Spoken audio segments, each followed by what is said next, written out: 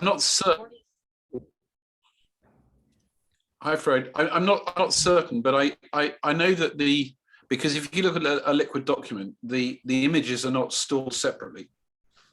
I know RTFD allows the images to be stored in the what RTFD, because it's a Mac only format, and it's deliberately to enable images to live in RTF, and the images are encoded in base64, which is very fat as a format. So that's why the documents spike in size when you put images in them. Yes. But I wondered if the data file that Peter had asked in a previous meeting, I was looking at the files inside the liquid package, and one of them's got some binary data, and I hazarded a guess, as it was XML.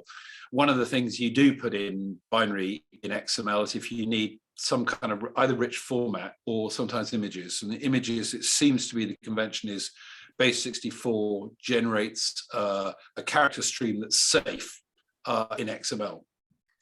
So if you were to take one of those binary sections and feed it into base64 decoder, I wonder if you might get an image out, though I don't know. I'm not enough a coder to know how you'd know if it was an image. Well, all that the test file had in it was the text. This is the test. Right. I had that block in there. Well, it may. I don't know. So the only person who could answer that would be Jacob. Yeah, because basically I'd like to be able to get to the point where I can reach in and insert content into a liquid document programmatically from the outside. Well, I've done. You'll see. I think I sent you the docs. I did some. So I've definitely. I basically took something out of one of the liquid docs. I made some notes in a Tinderbox map just because it was easy to hand. I made it effectively the equivalent of a glossary. So I basically made the map elements, the concept map, JSON, and I made the glossary. And I inserted those into an empty liquid document, and I put them into Brandel's liquid file viewer, and they turned up all right. Some of the link lines weren't quite working. I need to go and debug that because it may just be the data I put in. And the other thing is we found there's an odd bounding thing, which is I'm now seeing in a number of in and out of VR things, which is it's a bit like Tenoda. You don't actually know that the units you're working with at your start point are in any way, shape, or form the same in the viewing thing at the far end. And that I haven't tripped across anything apart from trial and error that tells you how those map. So that's another thing that entirely the sort of work we're doing at the moment hopefully will help think that through, because it's another part of the metadata skein. You almost need some kind of map or some standard in the middle that says, if you put 2 of these in, you get 4 act, or you get a half act or something, because things will always start with their own data that exist in their own environment, and they'll have coordinates of some kind as to where they are, if they're anything spatial, either whether in 2D or 3D, and knowing how to map those to another format, and it appear, either not as a dot in the middle of the screen or so far away you can't see it, is a problem. I mean, certainly much of the week I spent fiddling with Noda was just trying to figure out how to get all the data at a viewable size, not too big or not too small. That sounds a little like what happens with SGML. I mean, sorry, with SVG. SVG, yeah.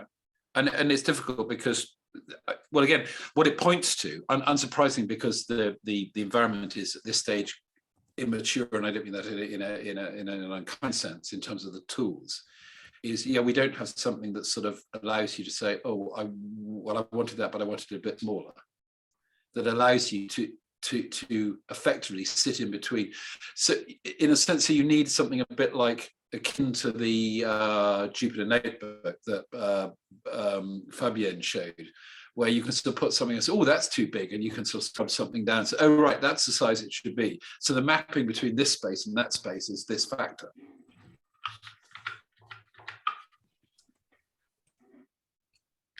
Hi, Fabienne. Hello. You may have just heard your name.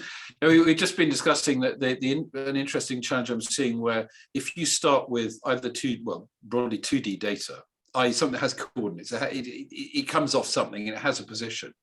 When you put it into another environment, the size of the environment, either the relative map units differ, but you more often than not have no idea what the mapping factor is.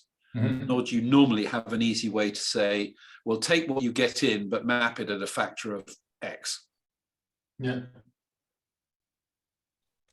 I was discussing with someone about, if I understood correctly, the challenge.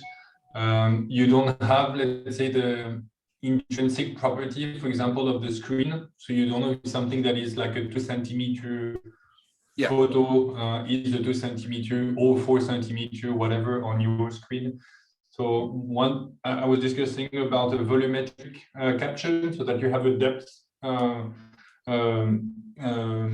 recording or streaming of someone else's face, but you don't want, for example, my face to look this big on your screen. You want it to be more or less one-on-one with in order to get some sense of presence, what my actual head looks like. And yeah, I think if you had some metadata about the device it's projected on and the device that captures it, then you could have some kind of correspondence. But without it, I don't know how to do that. There's another interesting thing I've seen is so I've just about finished taking Bob's mural, and I've effectively scraped the text off it and got it, got all the artifacts off and got it into clean text. And I'm tidying it up and abstracting things like dates and things that we can usefully use for plotting on the timeline. One of the interesting things is working out how to ID each piece, other than by its technical value, because well, I suppose you could start with the PDF at its notional actual size and said, well, it's at this XY coordination. And obviously, if you were starting from scratch and doing this, you'd feed the ID in. So when you made your PDF, you'd probably secrete the ID into the vector object, but of course we can't do that. So at the moment, I'll give everything, because Adam asked if he could have a JSON of this data, which is one of the next things I'm going to do. So I can give him an ID for everything, so at least they're all uniquely addressable. What I can't do at the moment is any sensible way to say this bit of text applies to this box on the screen. I mean, I do it, but what I haven't figured out is, in a sense, how to take that measurement and what value to give it. So I'm open to suggestion. Is it part of a hierarchy? Well, so what I've done is there's you recall that there's Bob's big narrative. So it's vector. It's a PDF, so I can select text. So I get most of it out and just retype the rest. The thing is, so I may have an article, I may have a quote from somebody, so I know what it is, and I can see what it relates to. But what I don't have is a way to say that if I, for instance, wanted to put the mural into a 3D space, say click on something in the mural, and that then would go and get this abstracted text and do something clever with it. I don't have a way to say this data, this bit of data, this bit of JSON belongs to this box on the screen. That's what I meant by the hierarchy. Is like if it's just like a flat rectangle, then you don't have a hierarchy. But I imagine, so maybe not in the output PDF, but I imagine at the source that, for example, the Illustrator file or the SVG that Bob worked on. I imagine when if he's done it right, then it's probably like there are probably groups and subgroups and subgroups. So maybe starting from this could help. Otherwise, yeah, if it's just flat, like everything is a rectangle at the same level hierarchy, I'm not sure what you can do. What usually I find very helpful is to preserve somehow the correspondence. And if you don't, full text search, because it's not like a 10 billion PDFs of 500 pages, it's probably manageable, but just for text. Yeah, it's odd because the text has got all sorts of weird things that are sorry, they're probably artifacts the way Illustrator put them together. So so in other words, text isn't always as searchable as you think. I mean, ostensibly it's there, but it may not match because it isn't quite what you thought it was. So in this case, I don't know what we can do, but I find this interesting because this is all part of the issue of taking. You're right. If one was sitting down to do this today, if I was the illustrator or something else, I would ensure that a marker, effectively the UUID, went into that object. So probably the rectangle the text lived in. So anything interacting with that rectangle, which would innately be scalable if it's vector stuff. But we don't have any of that. So all we really have is a PDF that is vector. It is vector artwork, but it has no knowledge of the objects within it, and there's no hierarchy. So whilst I've abstracted the visible text out of it, and what I'm doing is I'm putting back into that the sort of horizontal layers and things so that we can experiment with it. The idea being that if we started with showing a picture, we could do stuff on top of it. But the challenge I'm butting up against is I have no way to uniquely map each instance of the data to its source. We might be able to work backwards from the text itself. If you know what the block of text is, you can assume how many characters you'd want to have per line for optimal readability. Then you could work out how many lines of text and how many columns of text you're dealing with. And then from the overall complexity, work out to what scale of the full document would have to be so that the adjacent pieces of text aren't running on top of each other. And just sort of work inside out, I guess, to try to figure out what the dimensions would have to be in order for the text to be visible. And then for each font, you know that below a certain size, you're not going to be able to read it. So if you peg that as a lower bound on the size for each block of text, then you can start adding those figures together. It might be doable, just like from the inside out, though, instead of trying to peer from the outside in. Yeah, well, I mean, the challenge I've sort of taken at this point is that I'm not assuming I'm trying to recreate the mural as such. What I'm trying to do is to give somebody who's more programmatic skilled than myself the data set such that all the information, all the words that are in the picture are available as digital objects to them. And I've broadly done that. I've got a bit more classification and extra metadata to make it more usable to put into that, actually abstracting dates and putting them in a usable way in there. But the bit I can't do is somebody knowing that, well, if I'm looking at this bit of the document, which are the text objects are in there? Other, because at the moment it does come down to doing text search, which probably and maybe it's as much as we can do at the moment. But then again, all part of the prototyping. It's all part of learning how things don't work in the way we expect them to.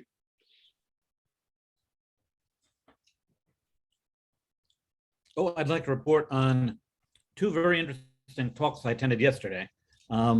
First, there was a JavaScript gaming conference running, and the first talk was talking about the Babylon JS system. They did some wonderful Oculus-based demos that just blew me away.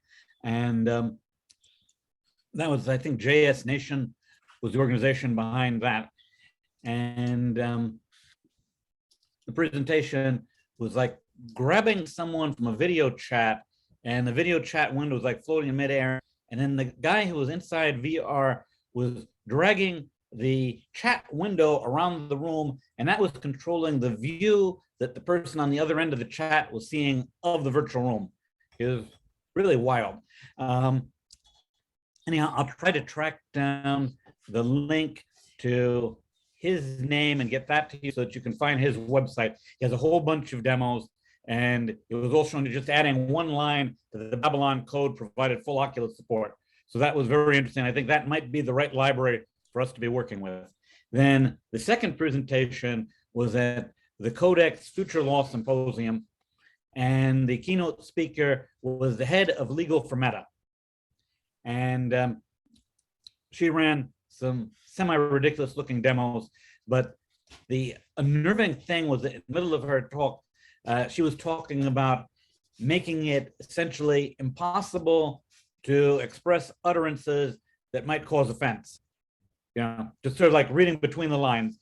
It was almost sort of like, how can we make it so that you can't say something to someone that they might be upset by?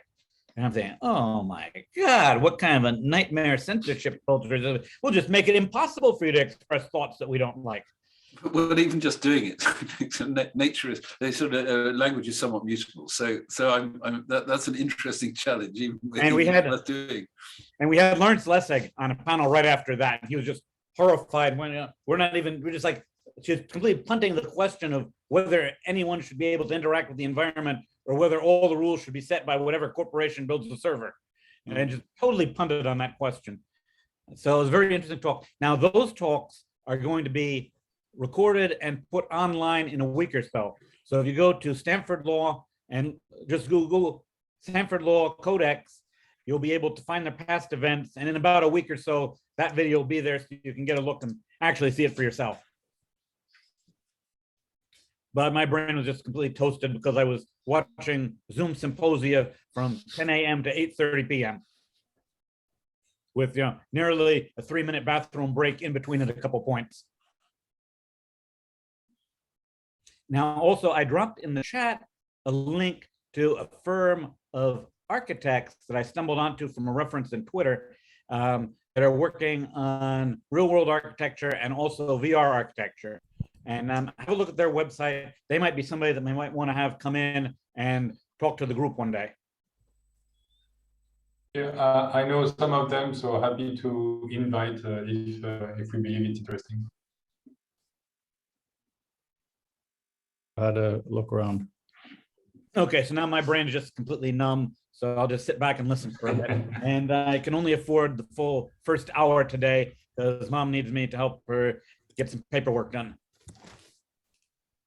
In that case, Brandel's coming in. Good timing. Hi, Brandel. Good timing. I saw Adam just came in, and so Adam said something when we talked last week, and he said, too much writing. Instead of sending all these documents, why don't you make a presentation in the meeting? So that's what I'll be doing right now. Everyone, this is Adam's fault. So after last weekend's rethinking of a lot of things, I went to see the Linnaean Society here in London. So as a few introductory thoughts, thinking with index cards or units connected is seriously seductive. We've all thought about it in different ways in 2D and VR, obviously. It's also seriously overdone. However, it is also seriously not solved. And it turns out that the first known person to think with movable pieces of thought, as in what we today might call the index card, was this Swedish guy, Carl Linnaeus, who mapped out the natural order of the world. So that's why I went to see Isabel at the Linnaean Society in London, because they actually have the original cards there. It was quite beautiful. This is what it actually looks like. And the surprising thing for me was, first, they're a bit small, but also they looked really fake. They literally looked fake. I can't describe it any other way. So here's an example of a card. There's a lot of stuff on here. There is the name of the plant or the animal or the insect or whatever it might be. And then there is the species. He did the whole species, genus, all of that stuff comes from him, of course. It also includes the known habitat, who sent in the sample, and all that good stuff. So how could I possibly not think how really, really cool and useful it might be if we could somehow do something interesting with this collection, which is what I talked to them about. And they were like, in the beginning. So this is literally a treasure trove and an opportunity to learn how these things are connected. It was kind of funny. At one point when we're talking in this beautiful library room, there was, I see your hand, Fabian, I'll pause for a second. Absolutely fine to interrupt me. So I saw that on one of the books, Hamilton, I said, any chance related to Alexander? And she said, no. And his name earlier was this name. And then she walked to another part of the library and said, they did this, and then she moved around. And I said, okay, when I'm talking about VR, this is what I'm talking about: your brain and your hand showing these connections. Fabian, please. Well, I want to thank Brendel for forcing you to do that presentation, because I thought that was pretty nice. But also, I think I can't hear you. First of all, it was Adam who forced me, jokingly. Oh, sorry, then I take it back. But what was the last thing you said? I just didn't hear you. You cut out.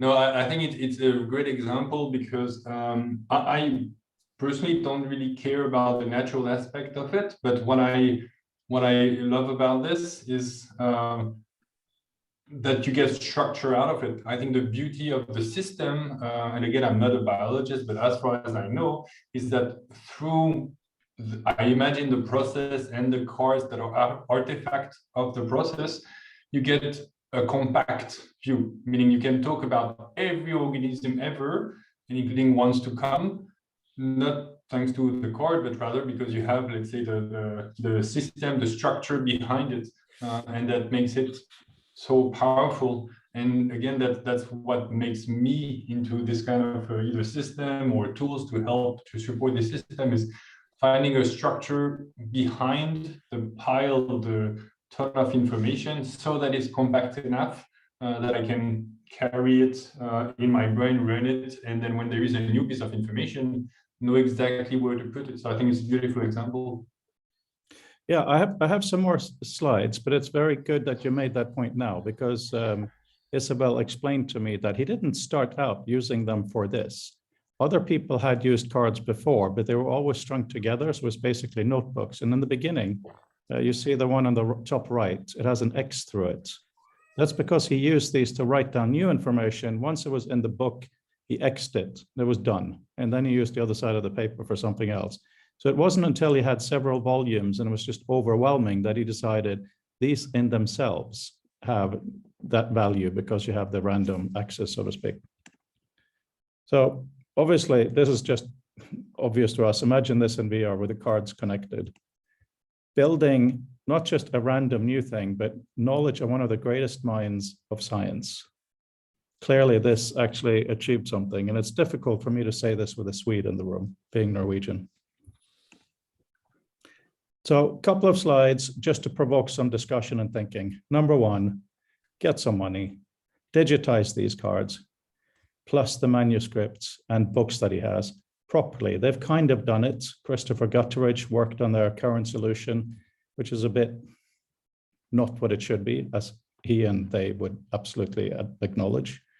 And then at the same time, add useful metadata. Obviously, the writing stuff needs to go on there, but there's other metadata, such as how was it cut and the watermark, because you can actually, with a physical artifact, find out which ones were off the same sheet originally. So therefore, you have an idea of when they were made, that kind of stuff, which we may not think about, they may not think about. So do it at the same time.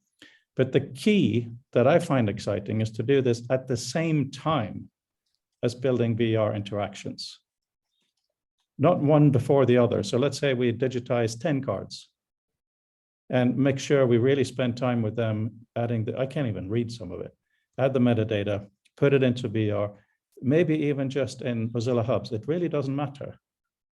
You know, the whole prototyping thing that we talked about, maybe even the first step we should do is to have paper versions of these cards, you know, literally photograph them and print them out so we can do even rougher prototyping. Anyway, so then, yeah, that's what I just said, isn't it? And then at some point, open the system to anyone who wants to use it. So it becomes an actual product, not a paid for product, but it does. I don't want to make an information ghetto. We've discussed this many times. We don't want to be beholden to an Egyptian library nor to the Linnaean thing.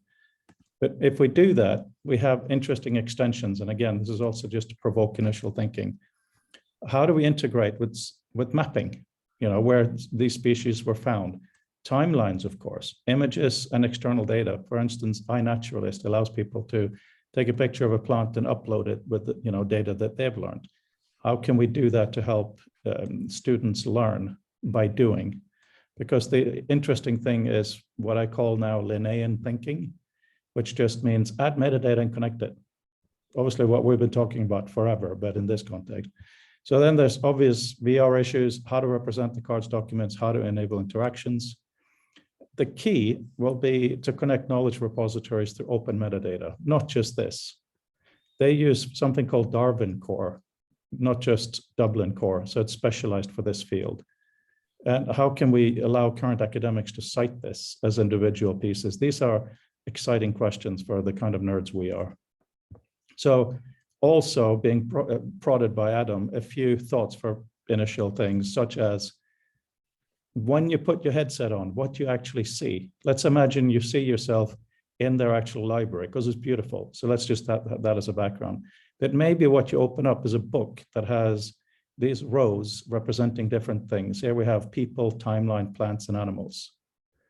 Just so that I chatted a little bit earlier with Mark today, and we can't just show them one card and expect something interesting to happen. We probably need to have a bit of a story or a curated view. I could imagine other pages of this book would have, maybe Isabel has a curated view for a certain type of audience, etc. Please note that the idea is also that this book would be a normal book as well. It's just that when you take it into VR, you get these amazing extra things. Maybe for context, you want to have a table that it appears on. And on the table, you can have the stack of the cards, you can have the globe, similar stuff that we talked about with the Egyptian stuff. Maybe the book opens up and flattens immediately against the wall as a mural, where there are many different sections, and we can choose still to have pages in the mural, but all the manipulations you guys have been working on could become very relevant here. Maybe the user takes different things and decide which ones they want out of the book and onto the wall, timeline, etc. And that means you can maybe decide how things are presented. I think this would be part of our research. How do you represent people, the contributors to the book? You know, the plants, are they on the ground, etc., etc. And of course, connections on tap, connections being the crucial thing. Every time I go through what's unique about VR, it is about seeing connections, because it certainly isn't about just reading a book. And on the last few slides, maybe the starting points are these slips, and you can select something and zoom out. That's me drawing an animation, okay? So you zoom out to have further information about whatever that was. Maybe the starting point is this taxonomy, which actually, you know, of course you could zoom, but this is what it actually looks like. To me, that's a mural. The original books were really, really big. Maybe we could do massive books. Don't call them murals or books, find a new thing. So having gone there, having talked to Isabel, who's now on holiday for a week, I decided this is just too damn amazing and interesting. So of course I emailed Vint first. And I know that he's interested in this topic. And he just came back, I don't know, there's much interest in VR at Google. So I went back and I said, it's not just VR, that's kind of secondary in a way, just getting the metadata done properly so we can do it in 2D and VR, whatever. Maybe Google wants to pay for that. So he said, there's the Google's Cultural Institute and Art Project, whatever. So within an hour, I get a reply saying, wow, this can be a real wow project from the head of the Cultural Institute. He does a really good TED talk, by the way. And meeting set on 10:30 Monday. So that's the status of this in and of itself. So now the question for me is the level of interest here. Thanks, Brandel. And I'm not trying to push anybody into this is an official FTL project. You all have to come work, not in any way.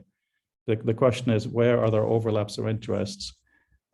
If there's funding for this, I could imagine doing this almost full time for a couple of years because it's such a core thing. And I could imagine you guys being the VR Brain Trust or something. But I've spoken forever and I'll shut up and listen to questions and comments.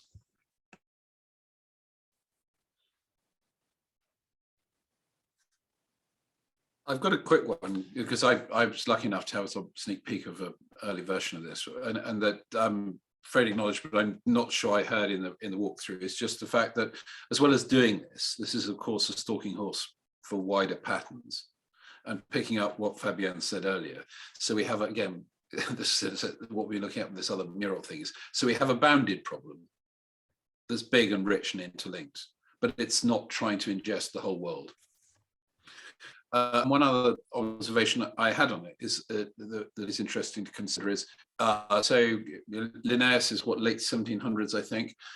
An interesting part of the digitization process, if it goes ahead, is thinking how this maps to, I don't know, things like the Royal Horticultural Society, or there'll be something similar in the States, which will be the current go-to, effectively, knowledge of this same information. Because I can certainly imagine that people working in that field, so if you're a botanist or a zoologist or something, this has a relevance, because this is sort of a ground truth for some of what you deal with. Yeah. Whereas for others of us, it's nice and interesting historical information to walk through. I've tried to find out how relevant his original classifications are today, and I can't find anything definitive, but it certainly is still in general use. Fabian? Yeah, it's actually to build up on Mark's point. Well, the beauty of it is that indeed those cards led to a classification. That classification still works, or at least work for centuries. So that's well, that's already amazing. But the challenge I see here would be, are we happy displaying it, or should participants, because it's not just a visualization, but a place to play with the card, interact, etc. Basically, can they find a better classification? That's what I would hope for, that through playing with the cards, I not only find back his classification, but also spot some mistakes or problem or challenges, and refine it. So already, if I can just come up with the same one, to me, that's great. And that's a kind of like eureka moment of, through the interaction, I rediscovered the same, and I'm never going to forget. So I think in terms also of pedagogy for people learning the field, that would be an amazing tool. But then ideally pushing further and hopefully finding, challenging the classification itself thanks to the tool. That to me would be a better outcome. Mark sent me a link today to a video of some guy talking who seems like an arrogant prick in the beginning, but is actually quite wise towards the end. It would be great if you share that, Mark. He highlights, the typical Western problem with focusing on things, not connections. And there are different classification systems today, not just Linnaean, and there are issues. So I think what you're talking about is really, really important. If even a student goes in and learns this to an extent of saying, here are issues, the teacher will be very happy, because what I call Linnaean thinking is just, you got to have metadata to do connections or data, right?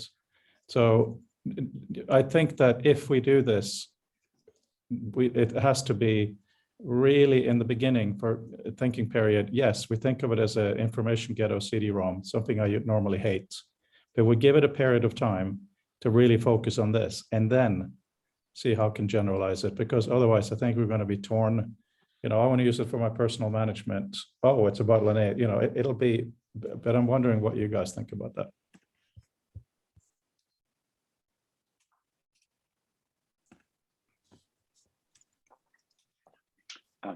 This is a really amazing and useful and interesting project, and I think that the context for being able to kind of create a space that is sort of about taxonomy and categorization and the rationale behind it and things like that is just a really amazing story to tell about the way in which science was just budding and the ability to start making sense of things. So that's awesome. Google, so it's secret, but or maybe not true at all, but Google is working on a new AR headset for a 2024 or so release, Google Iris. Yes. Not everybody knows about it, so. No, it's just that Vint is very much a skeptic, and he has. Yes, yeah. So that, that's basically, I don't want to push that too much. But the thing is, Mark said something that just in your sentence I didn't agree with. This is actually trying to encompass the whole world, but we're just starting with a specific corpus in the beginning, because to be able to find the means to compare this with other systems will be really, really valuable. And this is why I think this took me a few days to dawn on me, the whole metadata thing. And I had a meeting with the people behind, or in charge of whatever you want to call it, Dublin Core, the next day, 6 o'clock in the morning. So very, very exciting meeting. And they also like the idea of this very, very much because it's specific data. So if we can do it in an open way, like visual meta, so it's never hidden, it's always clear, and there's a provision for systems to understand why things are the way they are. That's what I think could be amazing about it.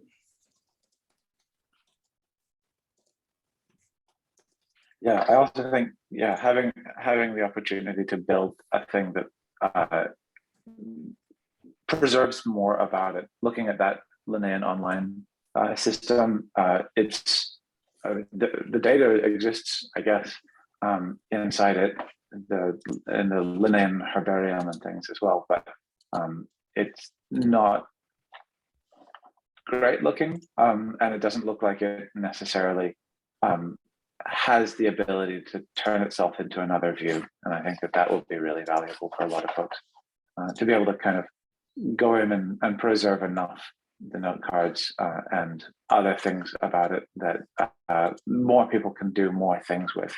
And specifically a virtual reality representation is so immediately sort of lent to a multiplicity of views in a way that is kind of provocative and suggestive that other people can actually do more with it than a single representation in the kind of very much Encarta 95 visualization that appears to exist online right now. And what you were saying about people focusing too much on the entities rather than the connections. Bill Buxton, why are diagrams kind of like Canada? They're both overly focused on the States.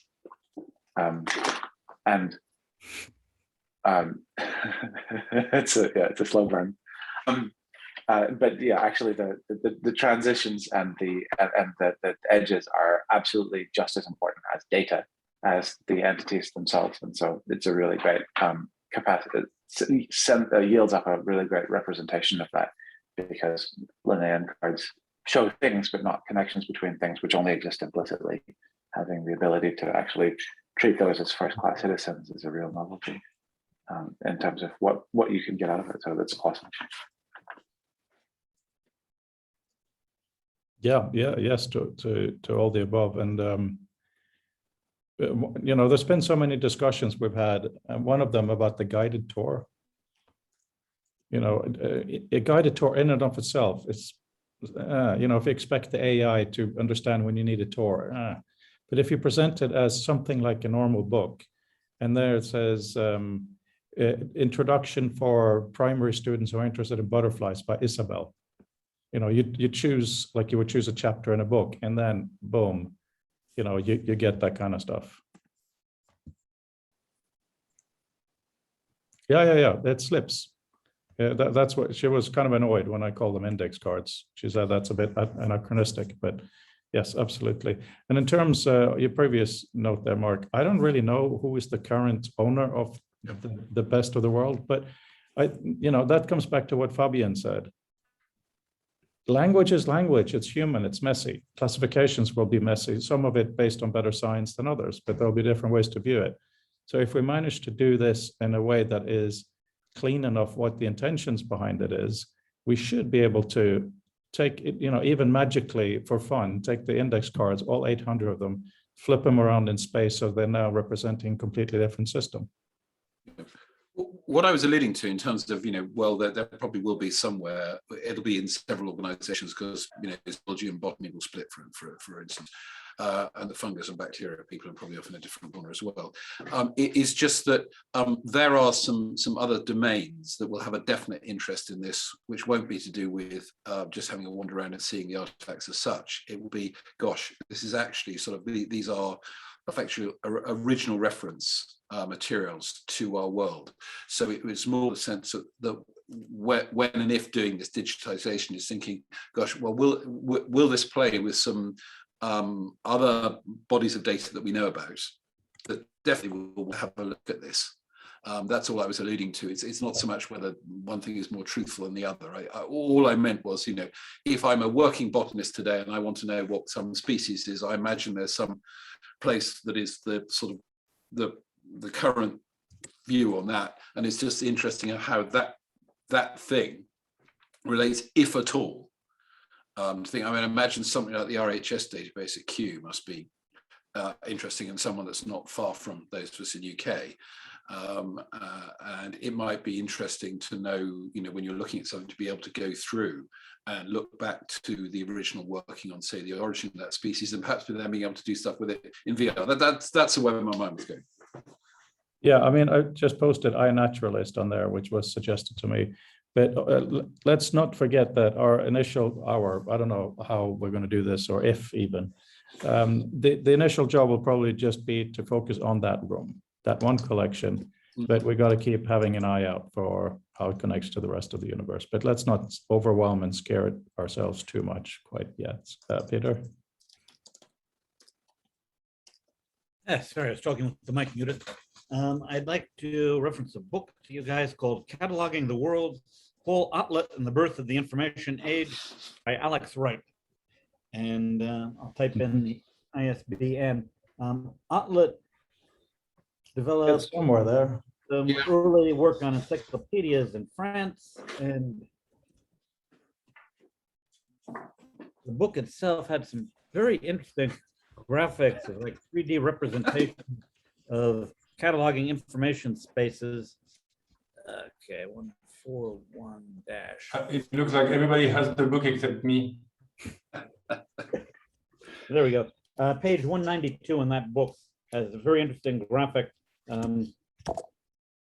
depicting a cataloging room with actual cabinets in them. And that was part of Outlet's unpublished Encyclopedia Universalis Mundanium papers. Yeah, great book and relevant to our work. Yeah, the representations are interesting, but I have to come out of a closet as a not at all taxonomist interested at all. I find it extremely oversimplified, but here is a thing, and then we can do exactly what Fabian said. Let people go wild to understand it and to refute it. Fabian? I think also the question then becomes who is going to manipulate such a tool or experience, let's say. Maybe it's equivalent, maybe not, I'm not sure, but the first one that at least I heard were students who would eventually rediscover what Linus discovered. And the other one, which might be a bit hard, I don't know if it's harder actually, but would be researchers that think, okay, the process itself is interesting, the data is a good basis. Maybe there are new data, like new species that were discovered since, and then we can add them and again challenge the classification, and then come up eventually with a new classification. So I'm just wondering if there's only one kind of user, either students or researcher, or maybe it's the same thing, and it doesn't really matter. I don't know. Well, that's why I like the idea of a book, because I could imagine that the book, let's pretend it's called A Guide to the Linnean Society, blah, blah, blah, right? But on different pages, it can have different audiences. So one page can be, maybe it's organized by age for certain, whatever is built for this, because yes, you probably want sometimes to go in there to look at the quote unquote raw data as in just, here's a book and a stack of cards. What do you want to do? But I think very often it will be, we know roughly who you are. You are a student of such and such, maybe history. So we put out a timeline for you. We've written a few notes for you, etc. So if we do it with the right metadata structures, the right authoring, the right environment, and if these environments can have affordances for these different kinds of views, then it should be relatively easy to author them.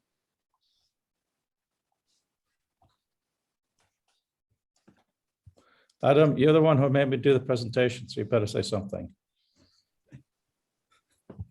Or shall I just send it to you as a long and many version document? I've written down some notes, and my main question is how much interaction or involved the visitor of this book or expanding book or VR experience or whatever we call it, how much they should move around, be able to work with the pieces or add their own things, or is it mostly a museum, kind of a museum, or a multimedia experience, immersive multimedia experience, where interactive, or is it? Do you add anything to it? Let me show you there is actually sorry, my friend is still in hospital, so there's messages going back and forth. Right. So the idea here, let me see if I change. Okay. No, I've edited too much. Okay, forget that nonsense. My initial idea was that it's built in stages, where the first stage is purely you go into this room, that's an amazing library room, sit down, you have artifacts in some way, you interact with them, and then you leave. Complete self-contained experience. Second level is that for some reason I have a young girl in Sweden, since this is Swedish, going into the garden, finding a flower, taking a picture with her iPhone or whatever, and then putting it into this system, classifying it according to the Linnaean rules, and finding out either it already is in there, which is quite likely, or she ignores that entirely and names it the Adam plant or whatever she wants. So, she gets to play with it. That's the second stage. And then the third stage is to release a system that has no data in it. It just becomes what everyone's working on, a personal knowledge management, garden, whatever you want to call it, but at least it's had the experience of going through with this real data. That's the initial thinking, 3 stages. I don't know, how does that chime? Personally, I think that's great. One thing that would be neat, yeah, for the purpose of navigation is to be able to see a story, usually of somebody using it, and then maybe my backup was working. Am I more stable now? Okay. The being able to see a demonstration of use, I think is just as interesting for a lot of people as using it, and to be able to construct, to be able to follow how it is usable is really nice. So I think that's a valid sort of approach, is to be able to see step-throughs of it. Sorry, I just had to tell someone, boom, I'm in meeting. Sorry, it's just this situation, right? Yeah, no, I think that's a really, really good idea. Once we commit to an extent, whatever extent anybody wants to, this is entirely fun. Then one thing that would be great is to see the murals that you guys have been working on. What kind of Linnaean data can go on them, for instance?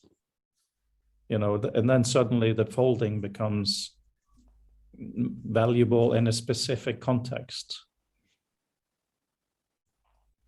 But because the thing I think we have here that's quite unique is we have a great degree of intellectual and other freedoms. On Monday, when I speak to Google, they may very well try to just take over the whole thing and not even involve me or us, even though, that's where the idea comes from, may happen. But, if they say, okay, this is great, you guys do it, then, initially I'll keep you guys at the arm's length you want to be, so you can keep having fun. And, and then Mark and I hope you agree, Mark, we will continue to try to document the process. I think that's really, really important, because Brandel, you say seeing the interactions are really important, but equally important is to see the failed interactions, obviously. Adam? So some visual things that came up. I really like that the material has other structures to it, not just the timeline, but some inherent, like the tree of life is very of a different species and how they branch, and now also a modern or different versions. We could have a modern tree and see how the animals walk to from with DNA and other methods, how they actually move around on the tree, and so we can have two different trees side by side, and you can see the same animal. And I like animals as well. I think it's very nice to have animals as in this project instead of having two abstract things. And regarding it could be that many of the things we discovered with a mural translates to folding trees. Welcome, everyone. Not me. Who's welcome? I just clicked on Peter's link, and that's sorry about that. That's actually what's going on. But so trees that you could fold or grow up, so you could follow branches out and not have too much information, but it grows up in space and having different that kind of a representation. So connecting cards to the tree of life thing or to different tree of life things would be a very interesting experience, I think, and beautiful as well. Could be made beautiful. It could be made very, very beautiful. I think you're absolutely right. And I think it's fascinating the way you guys are doing. I keep talking about it, like the wrinkling of the folding mural, because I'm thinking very often at some cases, and I think Peter kind of agrees, almost like a command line where you click on a button or you type in what you want just to have the option. But of course, direct manipulation in that case is wonderful. But in something like that, once you have the tree of life, you should be able to say through clicking, speaking, manipulating, whatever, you want to see it in a Disney style, or the original drawings by Carl Linnaeus, or according to, and have them morph between. I mean, that would be amazing, right? I think that's the kind of thing you're talking about. And so in order to do that, all we have to do, quote unquote, doing the stupid rabbit ears, get the metadata right. So it knows that these things are the same. So I think that's going to be hugely fascinating behind the scene. Oh yeah, Mark. Yeah, because I think that's where we can keep people's feet to the fire. I mean, I can see an organization saying, yes, we'll do that. And what they'll go and do is just make it effectively another flat bit of data and overlook the extra metadata that we're beginning to see is necessary to make this tractable in a VR environment. And to me, that's the interesting thing. And plus the fact that this is such a starting place to so many things. So again, an organization, for whatever reasons, may want to bound it and say, oh, well, we're just interested in displaying the Linnaean stuff or, thing. And yet you probably, when you're looking at this, lots of people will realistically end up somewhere else on their larger discovery, stepping through from this, whether they're actually seeing it in a virtual environment where the information comes from outside the Linnaean data set in the place they're looking at. I mean, it's, to a sense, that's just an implementation thing, but that to me is another exciting thing. So we have this quite bounded data set that has incredibly rich linking out into, all over the place. And that's really exciting. And it's something that, may easily not be read by many people when they sort of first look at the problem. Yes, and then we have the issue of saving and sharing view specs plus addresses. Like one of the things Dr. Doug about was when you have a web page with text like this and that or whatever, the URL should reflect the layouts so that you could always get that view spec back on what you were viewing. So if you make a specific arrangement in the room, you should be able to, as we talked many times, save that, but not just save it for yourself, save it in a shareable way. So that if Adam has it laid out in this way and Brandel wants to understand what he's doing, it's saved as a view in that sense. Adam, sorry. On the last part, it could be that it's not the users or the end users who do that, but maybe the museum curators get a good tool for doing that. So not we, but the actual experts in the field who do those views, but often you don't design for them. You design for the users and not administrators. So that would be very useful. Another point that I think is important here is that this project is quite harmless and educational, which may help the buy-in. We could get like competing organizations or companies to.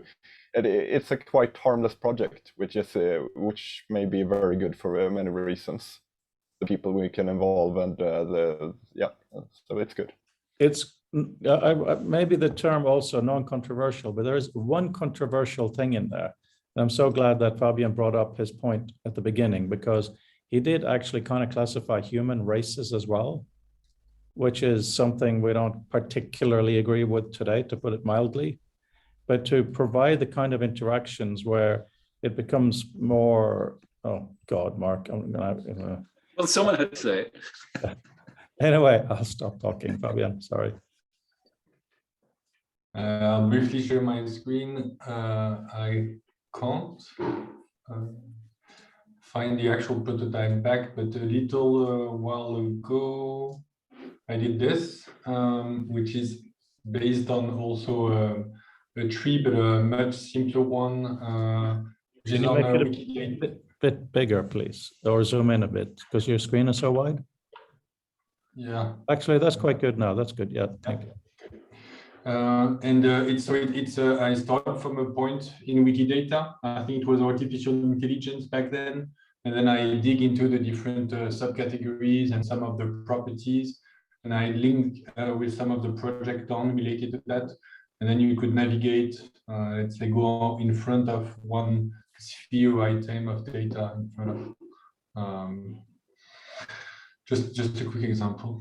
It's not related to Linus, but it's a classification, which is the Wikidata ontology with some items and some of the properties. I don't remember, like there was probably some mapping of the size of the sphere with I don't remember, but some property of each item.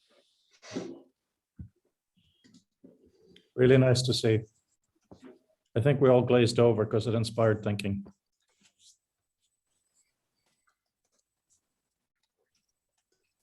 So there is general happiness about the project, and that's good. Yeah, I also really like the point about having sort of an implementer dashboard, having tools available for people to orchestrate. I've seen that as a really valuable part of computing systems, not just making those powerful, but making them nice. We interviewed a creative technologist who built a system for remote but white glove kind of sort of explanation for a watch brand, Hublot. I think they run to a couple £100,000, the watches, and so they've got a lot of headroom to spend on things, and so what they built is a pretty elaborate kind of setup where they had just buttons for being able to kind of bring together quite nice visualizations and stories, I think it's really interesting because actually on the customer or the prospective customer side, they actually more or less just got an iPad, and it was kind of just a Zoom meeting or whatever they were doing.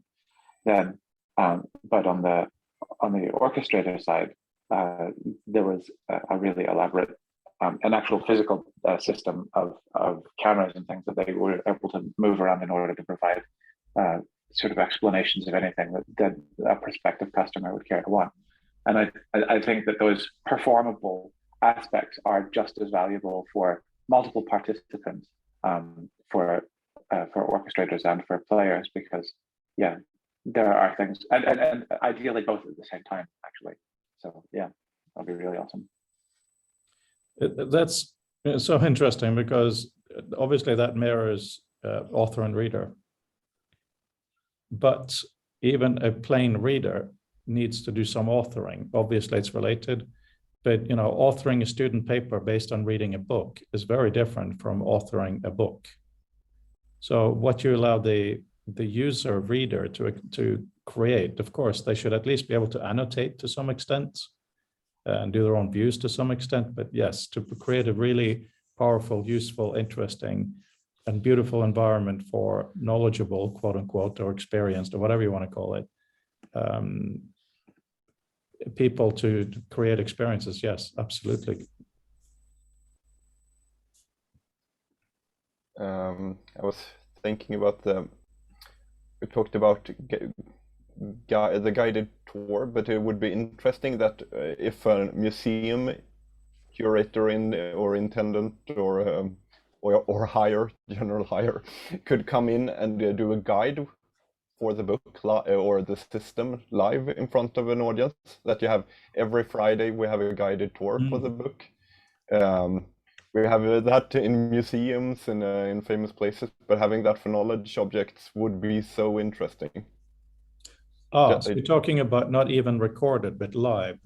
Yeah, live. So yeah. So it becomes a performance space as well. Yeah, I'll pretend that was my idea. I'll pretend it's my idea.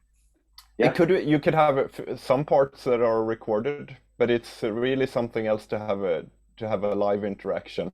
Or even it could also be the book club thing that you go there together so that's another version. You can see other visitors at the same time. Could be. In this book that I don't know, Brandel, you may have seen it. I'm not sure.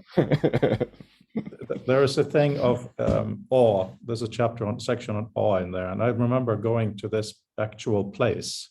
It's not natural awe. It was clearly awe inspired by being in this place. You go in this old door, you go up this, staircase, and you're traveling back to the 1800s, and it's just beautiful. So I could imagine my experience coming in there, and oh yes, she's over there, and she was sitting behind the desk all the way at the back, just perfect, like a Bond villain.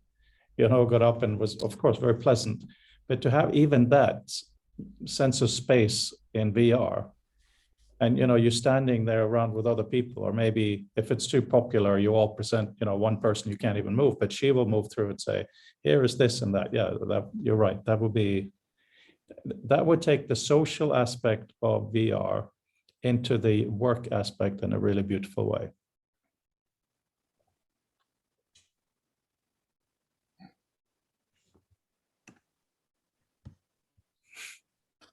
Yeah. I mean, the work here is phenomenally huge workload. And that's why if there's any chance of doing this, I think we have to be very, very disciplined in doing pilots, at least one pilot first, where we do maybe one schema thing, one schematic thing, maybe 10 cards, whatever, small amounts, put it in the VR environments we can, realize where we messed up, and maybe we even say really clearly, unless there's a reason, we throw away everything when we start again. Because it's so easy, and this is why you guys are so strong on prototyping. We'll obviously also do prototyping. There's such a thing, once you've made something, to keep using it, right? Because the opportunity is just so big here. I do think the useful thing of a sort of a group like this that isn't beholden to an organization helps steer things around the point that has been made already, that if you're trying to do something inside an organization, eventually you butt up against sort of all sorts of organizational needs to certain stakeholders or to meet certain times. Whereas I almost see two parts of it. There is a more quotidian thing of literally moving this into the digital space, but the more open-ended bit is what extra do we need to make it really useful in the VR space? Because what the world at large gets out of that is we're effectively doing a reasonable sized prototype for a much larger use case. We're just using it, as rightly been said, we're doing it in a non-threatening place. Who's going to complain about knowing more about where all the animals and plants came from? So there isn't anything to there, whereas we could take something more controversial, it'd be difficult. But what we're doing, all the things that are just being mentioned, are all perfectly considerable, based on some other data sets. The really useful thing, the upside here, and something which an organization might not get, or worse, they might get and want to own, which would be the scary part, is the reuse pattern that we can take out of that and to help build out the emergent VR space much better. You mentioned RHS many times today, and I'm finally accepting listening to it because maybe this has to be done across organizations from the beginning so that what you just said now won't happen. So that there has to be at least one other external organization that can share the data with. Not just Yeah. theoretically, but they actually have to be involved enough to read and write stuff into this. You know, I'm also thinking it's partly going to those people and saying, well, if you were able to interact with this, would it be useful? They might say yes, but it has to, you know, we would need to have some sort of identification point or something that doesn't exist in the cards. In other words, if we don't ask, we won't know. And I can imagine both in the plant and in the botanical and the zoological spaces, there probably will be organizations who will be very interested to be able to, for people who use their world of data, to link through to these things. It's just, unless we ask them, we might not know how those connect. So by doing that, we may just find that you instantly have a group of people who, they won't be the people coming in to take the tour of the virtual space, but they might be people who'll be very interested in being able to have a very live and rich link from their everyday current data through into some effectively the backstory of things they're working on. And the RHS is only down in Kew. You could probably go to London Zoological Society, and if nothing else, they might tell you who is the sort of master keeper. I'm absolutely sure there will be other organizations in other countries around the world, certainly in the US. It's just I don't know what they're called and I don't know where they live. I mean, it's nice to start with London because then these people can physically meet. And Kew's a nice place to go anytime. Yeah, but it's expensive and I hate that. It's just so elitist. It costs the same as a movie ticket to go in there, to park. Yeah, anyway, different discussion, Adam. Oh, I see your message, Peter. Yeah, have a good weekend.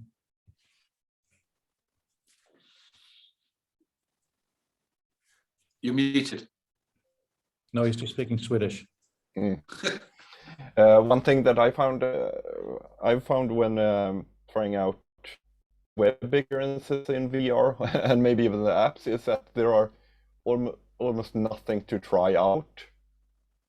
If you look at the default selection, if you open the browser, it's really anemic.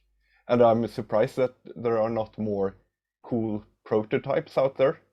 One by Mozilla and a few games, but they are really like not weekend projects, but very, very few things to actually try out. And I think there will be many players of the big players that are interested to have some sort of thing that you can just try out immediately or show friends or kind of a prototype for something. So I think that's an angle you could play towards the big players that may be interested in this. Because what do you do? What do you put in front of people when it's really hard to find a good selection of things to put in front of people that showcases virtual experiences and hands or the cool things. Yeah. You know, that's really key. And okay, so I'm going to bully you guys again because that's what I do. And then you get mad. Anyway, imagine if, because let's pretend we're a week ago and we haven't had our Monday argument, right? So imagine we're still talking about a pitch, because we kind of are now, but in a very different way. So imagine we have a pitch that's just about this, and it's just someone can open up, let's say, a 2-page document in VR in Mozilla Hubs. And then when they're in there, we say, look, maybe even just one of them, tap it, flip it, whatever interaction that we've told them, we'll make that into a mural, and then that document disappears onto the side or something. Just that might help what you're talking about. You know, instead of saying it's small, the timeline of this or that or the whatever it might be, just, you know, Brandel, your pinch, the entire wall interaction is so insanely powerful. Once people see that, I've shown it to several, job done. Oh, you're doing it themselves? Yeah. So I'm talking about, for instance, for this, Vint, he doesn't even know how many good replies I've gotten for this, and I haven't, you know, have the Monday call yet. But it would be amazing to send an Oculus to Vint and say, Vint, just go to this one place. And, you know, we just do a little bit of theater where, and then initially he just sees what looks like a normal document. And maybe you've jury rigged it. So all he has to do is get his hand anywhere near it and it explodes into this. And then he does the whole pinch thing. And it's maybe, it could be a page of Linnaeus's, you know, The Order of Things. That could be it. Only that. It would be amazing. Yeah, no, I've been meaning to try to integrate the single pinch and the fold. I think that's a valid thing to have, and possible to integrate both things into the same place. So definitely that, yeah, and some basic manipulation into the card. Sorry, not cards. The map, the reader map viz. So yeah, definitely, I'd be happy to try to glue some of those things together. Very cool. I'm just looking at the link that Fabian sent, and I can't log into our own website. Okay, that's something I'll just have to deal with in a minute then. But okay, I'm coming back to Zoom. Did you see what Fabian sent? I just wanted it to be able to be easy for us to view in VR by making a link. But yeah, nice. Oh, cool. Okay. So yeah. Oh, cool. Yeah, I'm just thinking about that. On gestures, a quick one, thinking about it occurred to me, one of the things, and almost thinking back to last year and some of the things that Adam did, we talked about how things sort of come into and out of focus, you know, the things around the edge. An interesting thing I found myself thinking was almost being able to grasp the picture and pull in so that basically more external stuff begins to float into focus. In other words, but it's a way of saying I just want to shed the light a bit wider, but it's, of course, it's much more complicated than that because there could be all sorts of objects.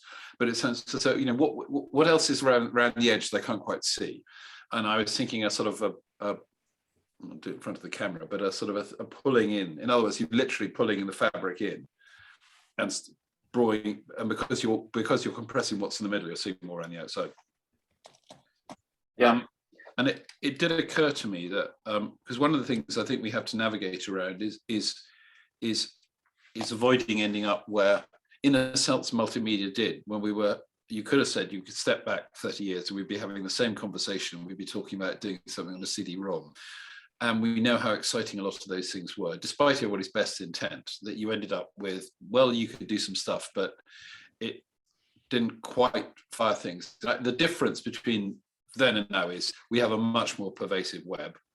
And VR, I think, offers us a much more flexible information space. I mean, and one of the things that strikes me thinking through this thing about, you know, what you might do with the Linnaean stuff as a starting point is, well, at what point what do you do within, as it were, the Linnaean room? And at what point do you head, in a sense, elsewhere? And indeed, does it matter?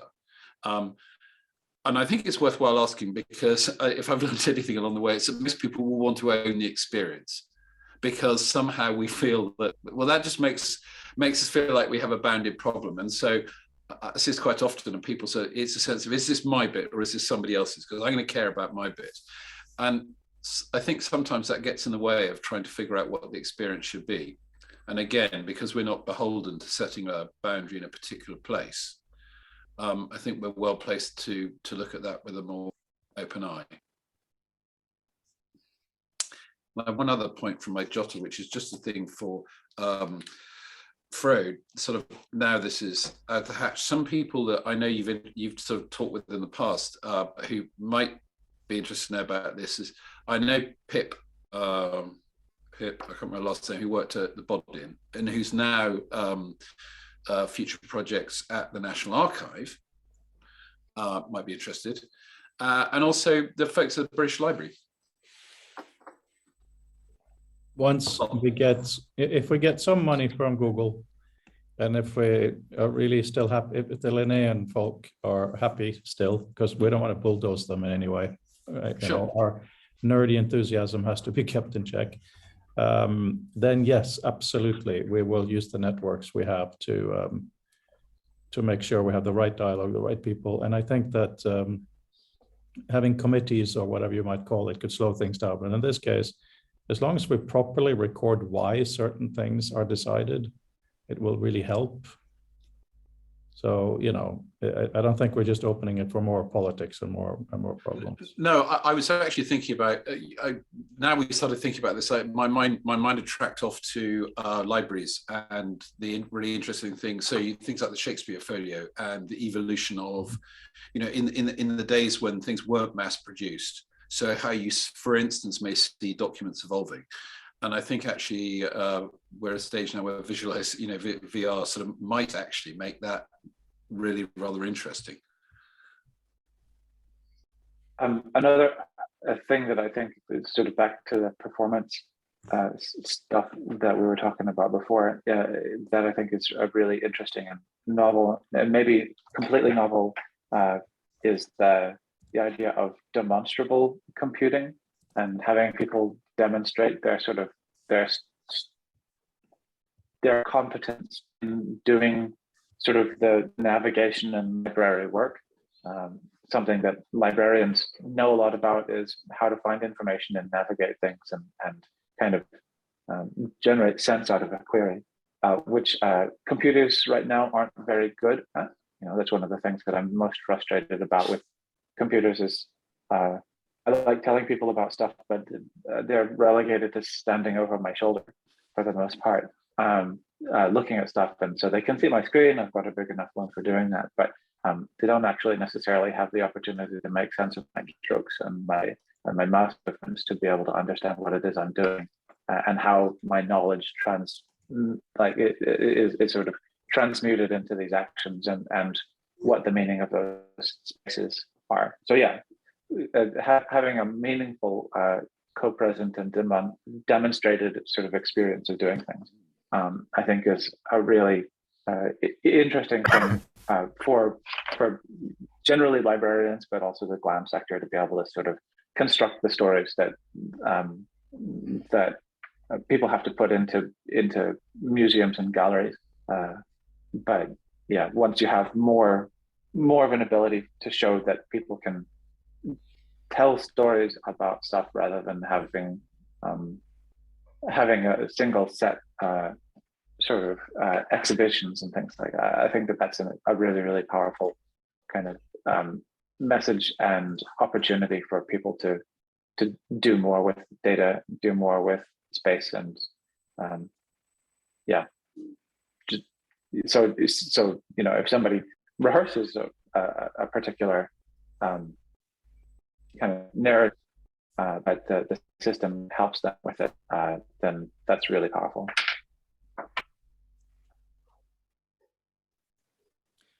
Yes, and a lot to think about that.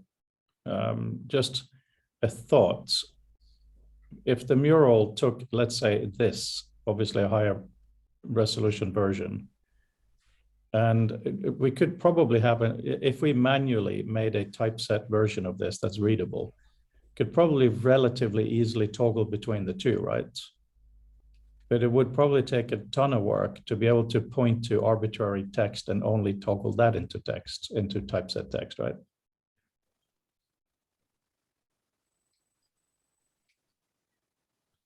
To take this.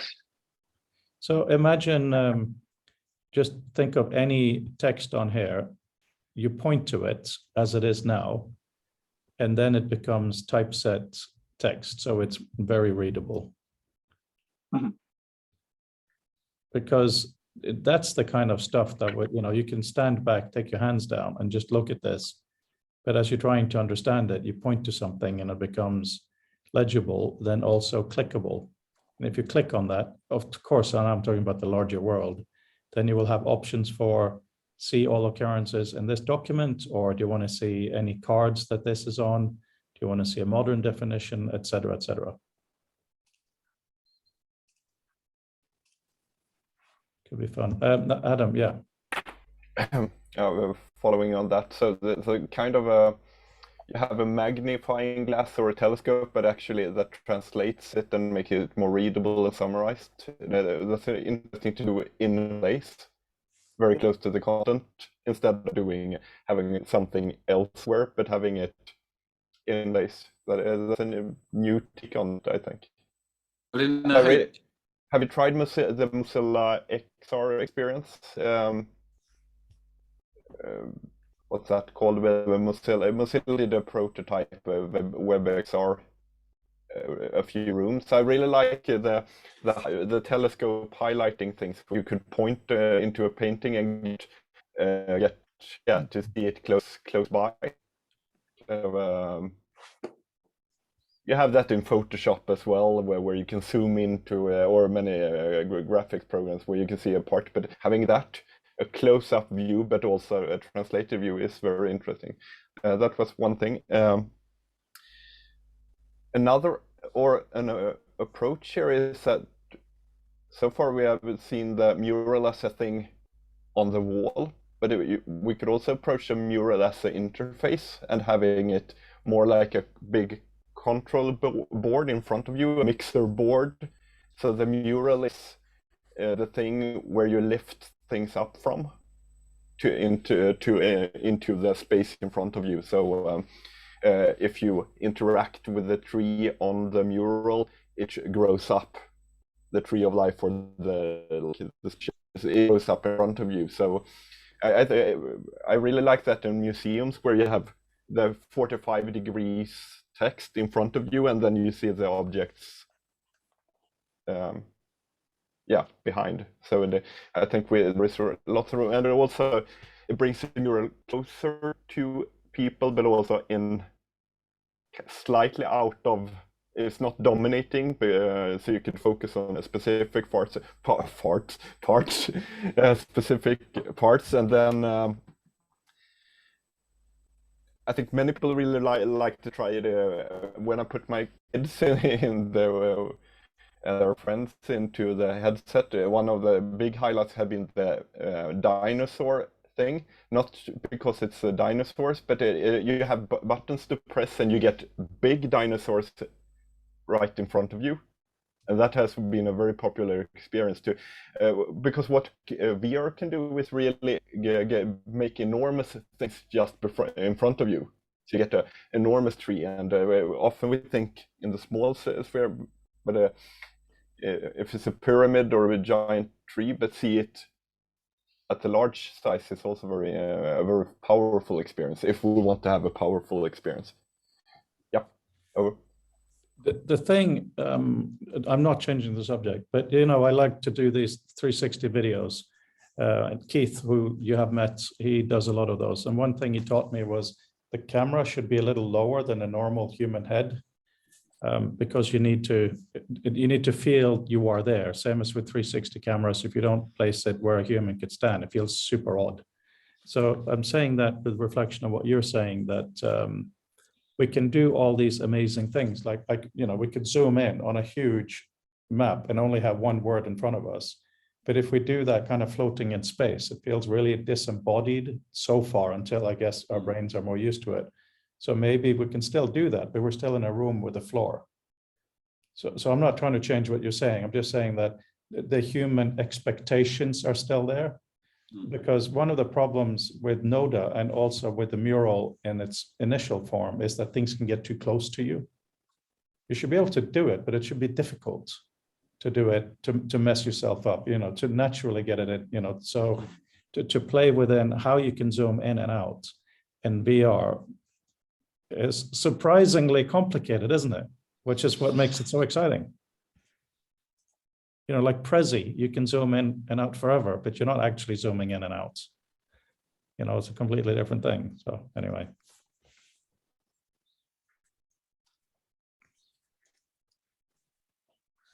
Also, as an aside, to see the different worlds, I have redesigned the define concept dialogue for author. I haven't implemented, but just to redesign it, to make it as general so that it could actually fit in this. And of course it cannot, but to try to approach it is very, very interesting, and to see the different kind of expectations of affordances.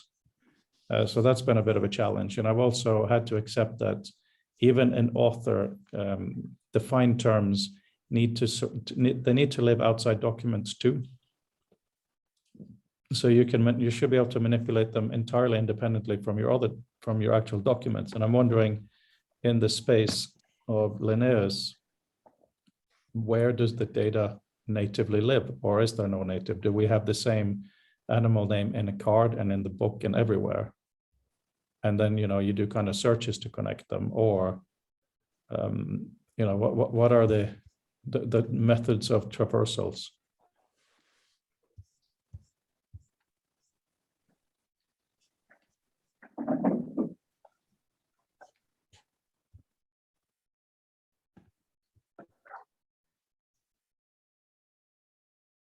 I think it would be relatively cheap to be able to, for something like Google or the Linnaean Society to stand up an API for it. I think one of the things that was really interesting, people, you and others were talking about encoding more about the cards and about information about the cards, such as is known. I found so many people involved in an information retrieval within computing to be really reductive about what it is that's stored, but having the ability to make good structured queries that have the ability to yield as much information as we can possibly kind of clean about what the slips actually say and about the illustrations, if we're going to do that as well, then that would be really cool. But yeah, like if the Linnaean Society wants to pay for it and to have some, like, I think it would be pretty cool for it to be sort of understood to be a genuine source of that information.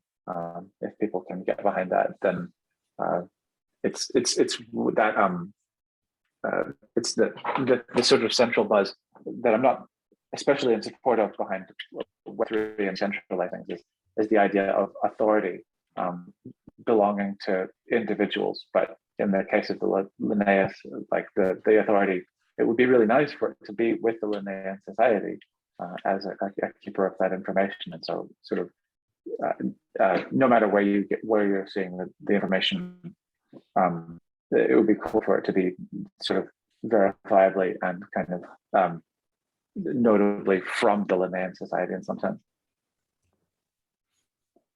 So Yeah, that's a good point. Sorry, go ahead, Fred. No, I was just going to say that's a good point. I'm going to just pause video for a second. I can listen, Mark. Okay, I mean, something in fact I'd raised with Fred when we were actually showing a sort of draft of his thing earlier. I was saying, and he talked about iNaturalist.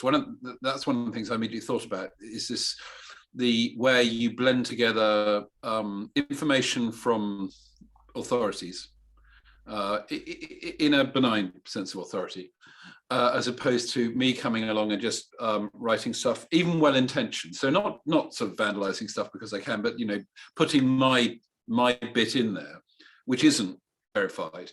And there's so making finding a right way to stop the two bits blending between, in a sense, the known and verified and the unknown, without making any moral judgment on that about people's intent, but just the fact that, just to take Brandel's point, that okay, we're probably fairly happy that the Linnaean Society is the sort of best guess knowledge about Linnaean stuff, and so we'd accept that on there. If I then went in and added something that I thought, with best intent, that I thought needed to be there, we need some way to know that's an external thing, not necessarily verified, because as we happily wander around our imagined mind palace of everything just being connected, knowing that I've wandered from a known bit to an unknown bit is potentially something that, even if it's not shown visibly, that probably the environment I live in needs to know that, because at some point it might be important. So it might not be important at the moment I cross that threshold, but then if I do something in that, when I've moved, say, from the known to the less known, and I do something, I might want to say, oh, wait a minute, you're not where you're not where you thought you were, or you're not in the place of certainty you thought you were. And so that's a very abstract way of putting it. And and it's a big thing, but it's slightly different from our notion, our sort of computer notion of privacy or sort of hard edges around things. It's just making sure that when we have this nice open environment and we move around things, that we sort of have some sense of provenance, I guess, is what it boils down to. Provenance is related, but this brings up a really important issue that's I'm so incredibly happy has come up. And right now there is some discussion that CERN has found some issue with the standard model of physics and the universe, and that could basically shatter everything. So here's the basic thing. Imagine we built this Linnaean thing, it's absolutely amazing. And because it's very open, at some point, we allow the user to zoom in on a card or whatever it is arbitrarily to the atomic level. Why not, right? Because it's a layer of something. And then we have electrons and we have this and that, and all these fun things are all there somehow. But who is that presented by? There is this, it seems to be this presumption that objective, quote unquote, things in the universe, anybody can just present it. Here's an electron, look at it. Right? That comes down to what we're talking about, because if it is, here is an electron as presented by Fermilab, will be very different in the way it connects to here is a electron as presented by a high school teacher. Both valid, but both presenting in a different way, because no one can put, I mean, a model is by nature or definition, not everything. It's the whole point, right? So who made the model? There will be different sources for different things. So when you're in an environment like this, if, you know, the basic ways we do it now is you come across a plant name, show me this in Wikipedia. That is what that is. It says whose representation you want to learn about. But if we manage to go into other areas like this and have a mechanism for that, it could be really interesting. You know, I don't want to just see the modern definition of this plant. I want to see the RHS or whoever it is. But we, interaction-wise, we have to make that possible.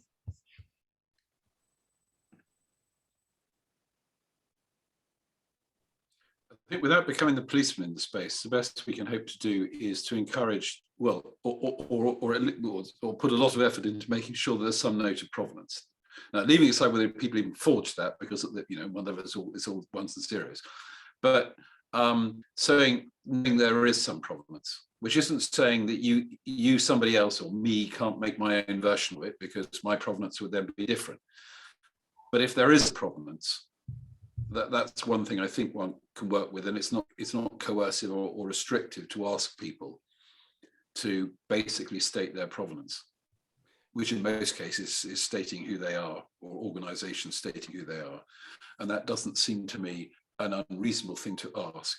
I mean, I know things can be faked, but I think that's a whole different area of work, and I don't think it's something. I'm not saying it's to be ignored, but I don't think that should be too much in our headlines at the moment. Yeah, absolutely. Yeah, Fabian. I'll briefly share my screen, but not for something I've seen, but something I tried a couple of years ago. Honestly, 4 or 5, a little while ago. Some of you might be familiar with it. It's called 10K, 10,000 things. And the idea is that you go across scales from molecular to biological to the whole organism of the society of organisms. So just to show that I think so that exists, first of all. I recommend the experience, but honestly, I tried it 4 or 5 years ago. I didn't go back, despite enjoying the model, being able to go across scale and having an understanding of it. So I think it could be interesting to do this at some point, with the example of being all the way through the atoms of the card. But I think it's important to keep the perspective of the user. Are they actually going to benefit from that sort of change of scale to such a level for the task at hand? If it's to find a new structure, then actually the scale of the card where the organism has all the data, all metadata it needs, might be sufficient. or it might be sufficient to hint at another tool like this 10K things, so as to be able to delegate to it, let's say, some analysis of the chemistry going at the level of the cell, because honestly, otherwise, even though it's interesting, it's probably too much work.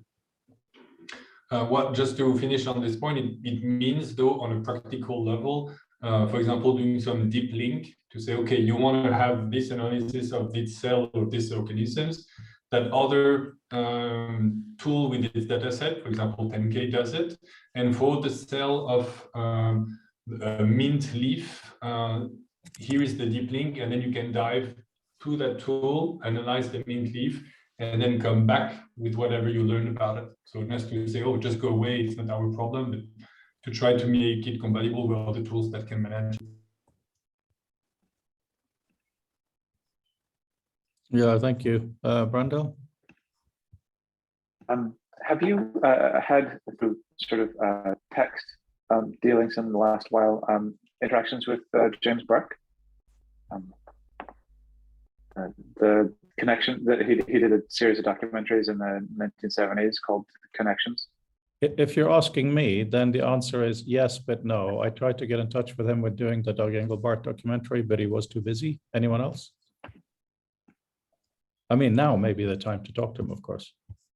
Yeah, if you've seen his k-web.org website, then he's really into connections. Obviously, I mean, he's done a number of series about it before, but really, I think it would be fun to have him dance around a space like this.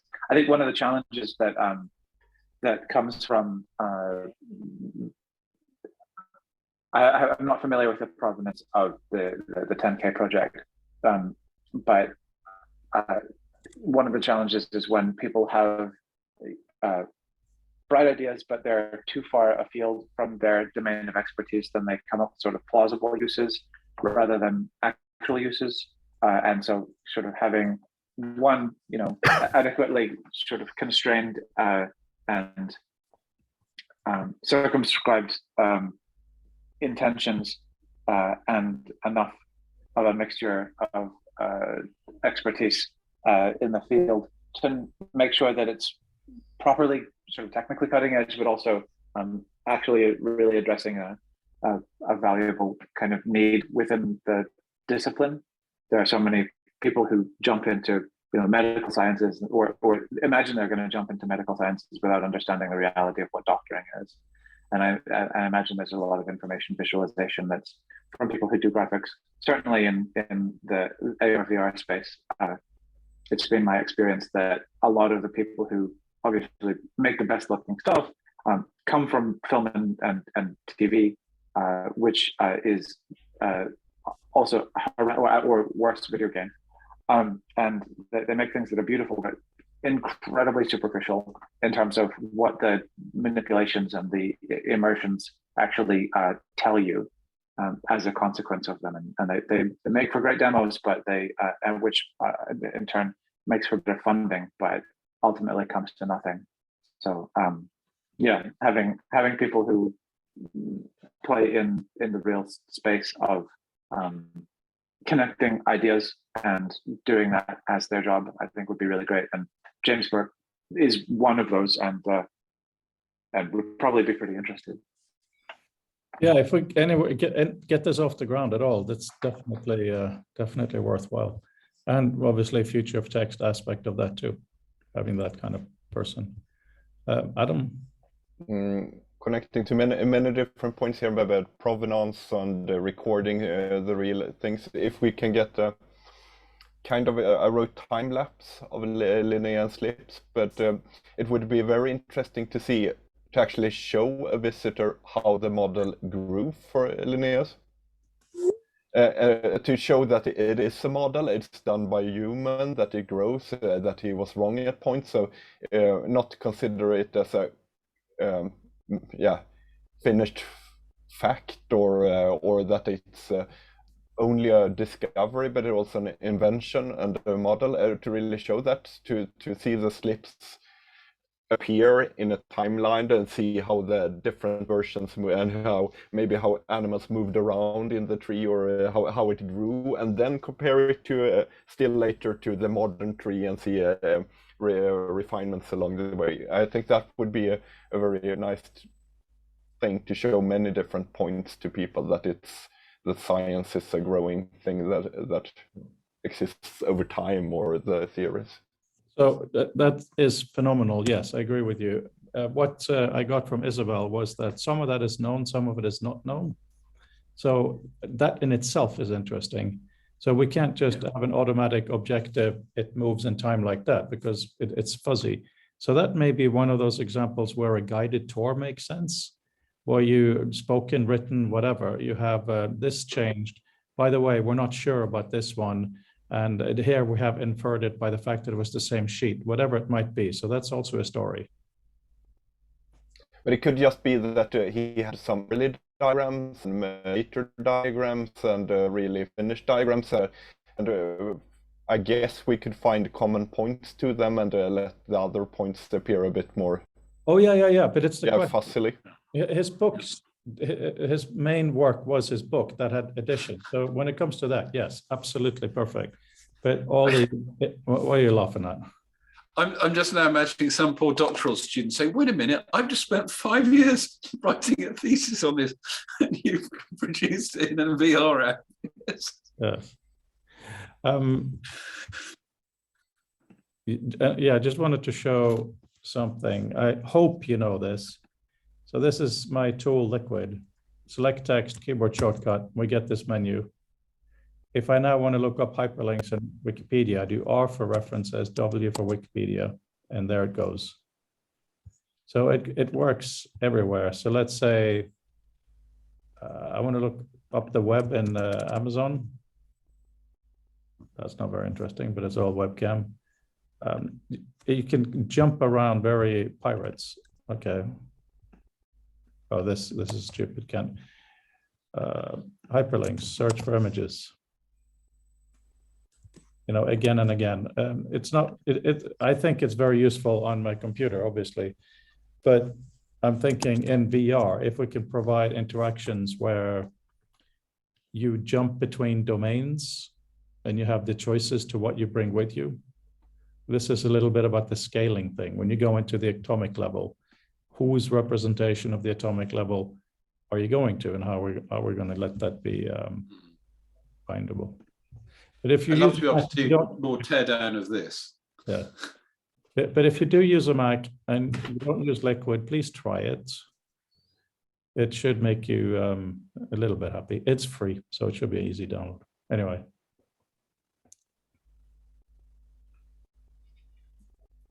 It's nice to have a concrete thing to think about, though, isn't it? Absolutely.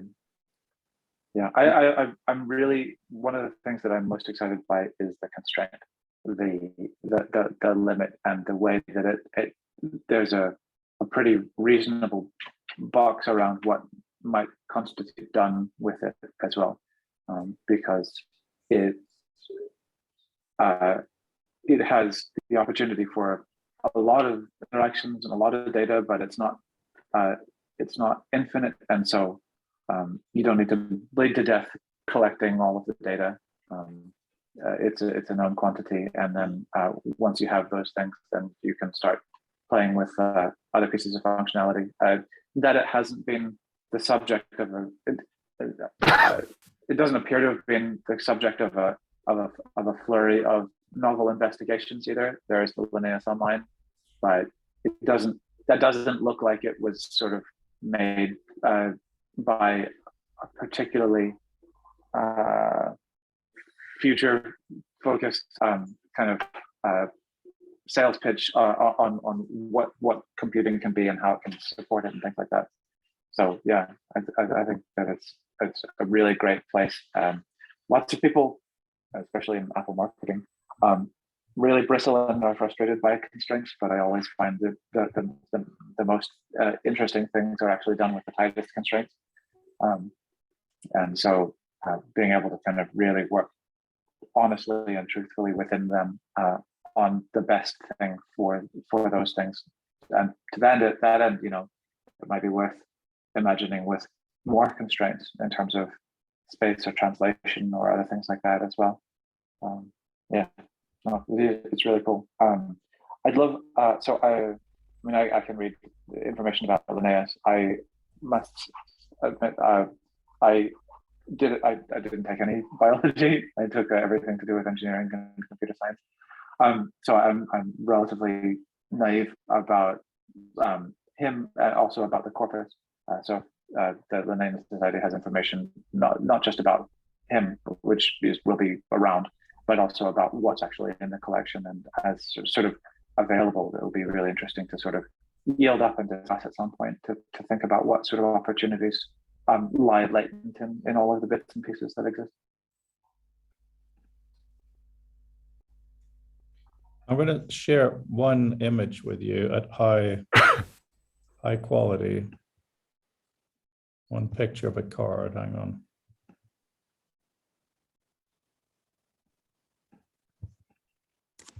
Try to export it here at, actually being able to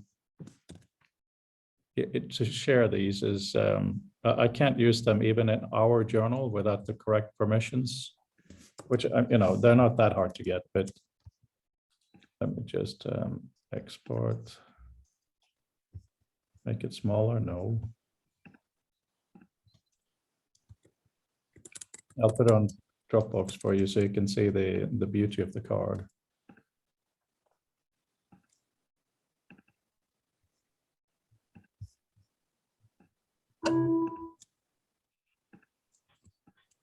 Okay, it's uploading. Just give me a second, please.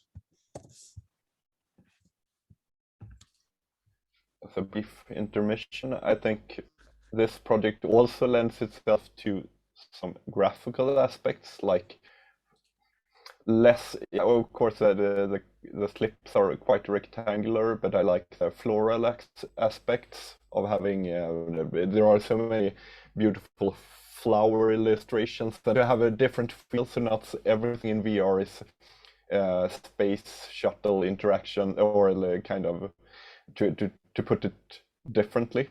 And also I like that we can bring in models of a few animals or something, just to place them in there. It doesn't have to be a catalog, but just a taste for it to bring in organic things, round things, hairy things, and yeah, and beautiful things. Yeah. It's very interesting in that regard, because I mean, now we're allowed out walking a bit more, being out and sort of reconnecting with my very lax botany degree, and sort of digging out some of my old plant guides and reminding myself actually how you often need, you'd be surprised about how hand-drawn diagrams or paintings are often a far better identification means than, for instance, a photograph. And that links back to what you were saying in terms of, so there is sort of our expectation that for everything, there'll either be a beautifully defined 3D model or there'll be a picture. And actually, if you're trying to explain some of these things in a way that we can then unpack with human sense and learn from and use, I'm reminded of that fact. So the opportunity to juxtapose some of the factual information in a card, for instance, with information about plants. I mean, as a lapsed botanist, the plants are a source of endless fascination because of their architectural detail, which just impacts on level inside level inside level. And that, I think, could also be something that could be quite nicely unpacked in a VR environment. Yeah, absolutely. On a different kind of beauty, I sent 2 links to 2 different documents. You can zoom in and just see that the texture of the pen in itself is quite astounding. So it's funny, Brenda, when you were talking earlier, I was imagining the way we conceptualize the project and try to storyboard scenarios and so on. We could pretend it's the launch video of the consumer version of the Apple VR headset, just in terms of tone. Because one of the things they like to do is having people go from a place to place, you know, like with a Mac or an iPad or whatever. It would be, there's a lot of fun visualization and excitement that can come from something like this. And then, you know, make someone be moved to tears, as Mark was saying, because they worked on it forever, and now suddenly it's, you know, a little oversimplified. Yeah, maybe. I mean, yeah, but if the outcome is the understanding, then simplifications, you know, George Box, all models are wrong, but some are useful. Like the fact is, if it contributes to an understanding, then it's to the benefit. Actually, we watched so Mark on Apple periodically, you know, presents its own work back to itself to talk about how great a job we're doing. And we had one of those yesterday, and we were talking about Mac Studio, and the decision there was to show, rather than Microsoft Studio shows the space that the studio is, to show how creative people are, and we decided to show the work that you do, the result of the studio as the artifact, and so showing the value is always a, sort of an essential component to any Apple presentation. It's not the numbers, and many people would prefer never to tell you numbers at all, but to talk about the actual human benefits to it. So yeah, I think that's a really great angle, and not something that Apple will come after me for saying. I don't think it's sufficient. I think Apple can do it because Apple is Apple. So it means there is a lot of trust because there have been a lot of delivery before. When I see somebody doing Apple-like presentation and I don't know them, I'm usually going to shrug and move on. So just a little less serious there. Yeah, that's a fair point, actually. Fair point. But should we try to just do one of these Linnaean trees, put it in the mural, and just send that to Vince in order to kick off it? And also, you know, when she comes back from holiday, it would be nice to bring the Oculus into the office and say, okay, this is what we're talking about. What's feasible to do in a week or two with what we already have, basically? So I'll briefly share my screen again to hopefully address that point. Let me know, please, when you see it.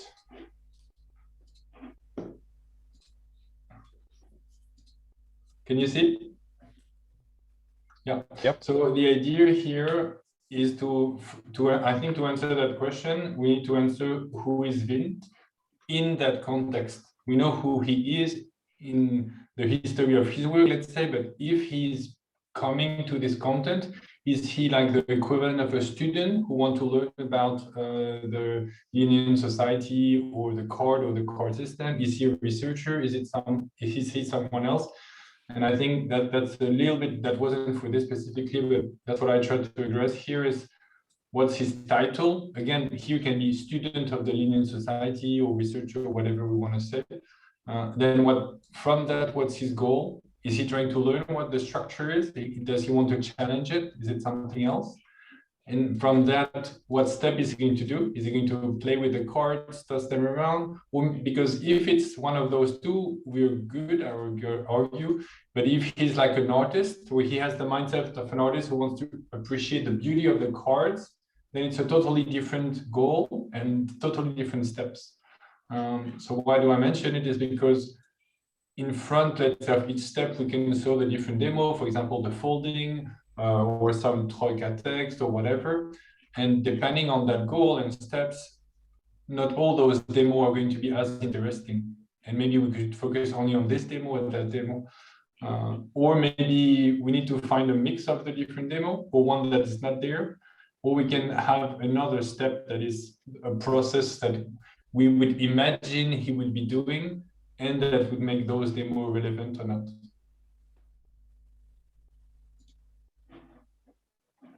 Yeah, that's definitely a very, very good way of looking at this. I saw your document in earlier in VR, by the way, this particular document. So that's cool. To that end, just sorry, we could tell. Honestly, we could actually tell him who he is, and it would still be an incredible framing device. Sorry, that's all. No, say that again, Brandel. We could actually tell him what? Who he is. You said who is Vint, and we could tell him, and I think he would buy it. I don't think that's an unreasonable thing to do. Yeah, no, oh yeah, absolutely makes sense. I'm just thinking, if we get a little bit of support on Monday, because even if you guys are completely interested in this, we're going to have to find money to get the scanning done and the metadata. So there's no question, we can't just jump into this, obviously. But at that point, we need to develop these scenarios that has to be done. I'm very glad, Fabian, you have a scheme for that, so to speak. I think, though, the one thing Vint is now is a VR skeptic. That is his identity. So the thing this would simply need to show is VR is different. And I think from our discussions, there's two things. VR allows you to have a huge, massive monitor that you couldn't necessarily afford in a normal office. That's part of the mural. The second thing is connections, to see things here and there and whatever.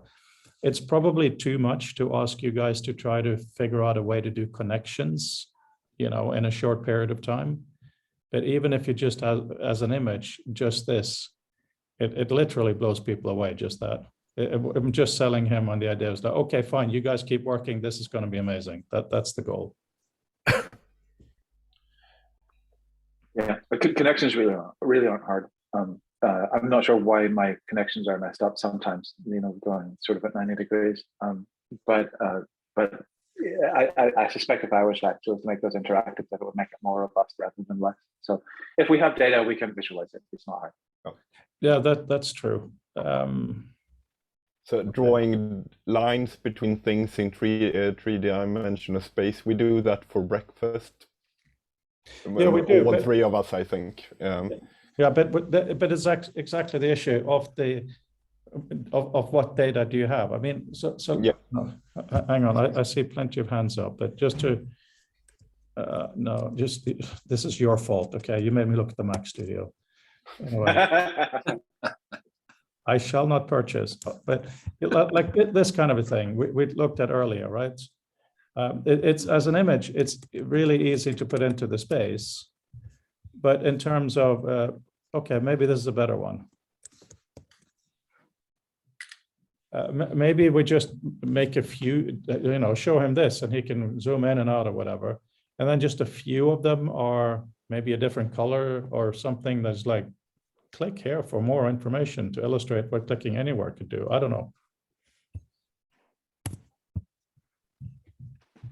Mark, you're first, I think. Yeah. Sorry, yeah, just a couple of things. Just stepping back for a second is when you mentioned data, and this is the answer this second thing, but do we actually, even for one card, have a full break? Have they actually got that data in somehow in a digital form? So within the timescale we're talking about, for the substrate that might work for a demo, to actually have the data at all, because if not, we might need to get someone working on that DQ, even if only for one card. And that's because that's I think a natural prerequisite for some of the things being discussed. And I was just reflecting on this thing of scale in terms of the demo, because one of the things that I really took away from tinkering around with all Nodif, whatever it is, was what I think is a current limitation. So I don't see it in any way as a long-term thing, but this need that you can read stuff here, but you want to interact with stuff here. And the fact that you can have a big screen, but if the big screen is so far away, so in other words, it's you deal with the bigness and the smallness. And I don't claim to have any answers, and I'm not put off by it. Okay. I see hand, but I have one. Imagine just this single thing, right?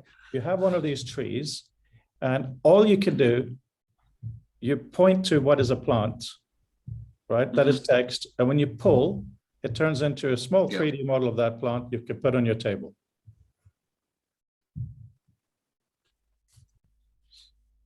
So that then now is not a card, but it is the holder of all that information that you can then later get, so when you move something, it doesn't have to be the same thing. The reason I think about this is, well, sorry, okay, it doesn't matter. There's a book on this. This is so annoying.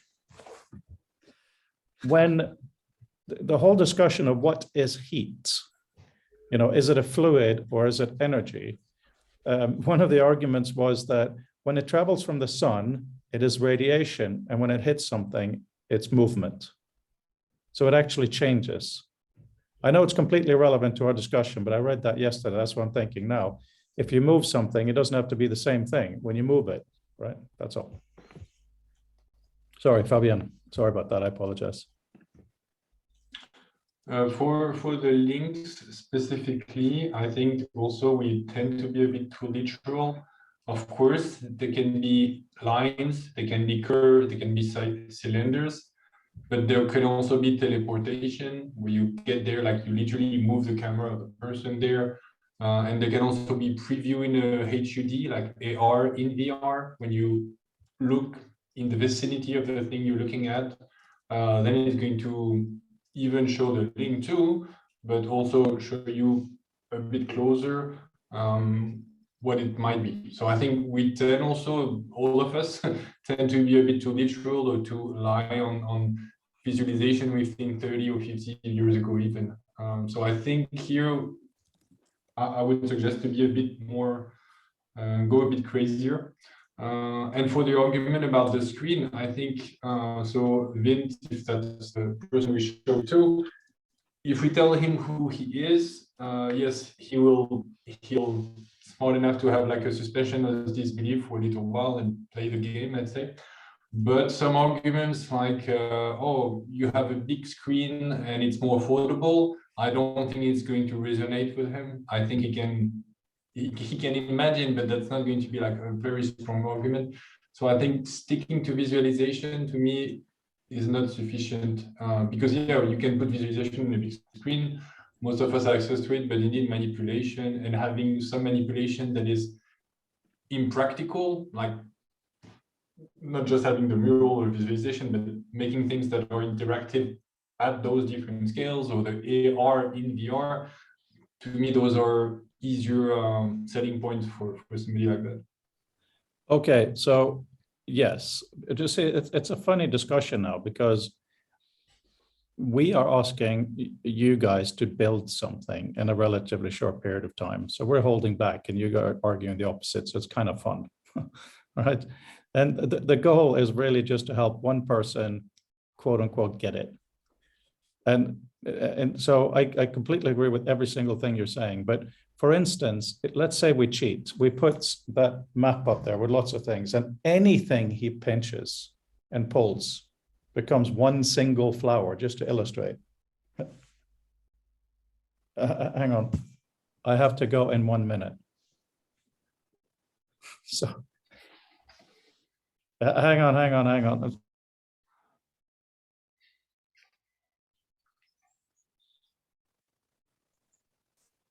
Yeah, I think in terms of constructing a demo, the question is like, what's the best assessment of what we've got, and then what's a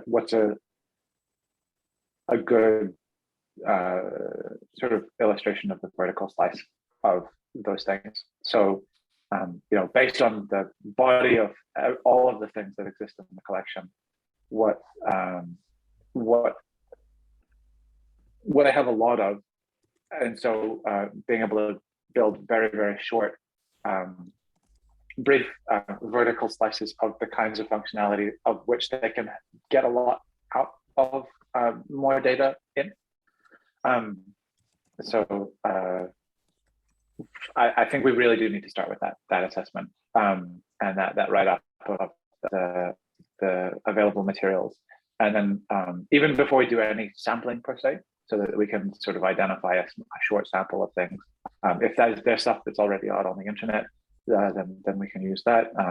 But if you have the ability to photograph like a dozen cards or something like that, if you've already done that, then that's cool. But yeah, then we can start thinking about what actual information exists. Might be great. You say you're a lapse botanist, but and so that's a very good start.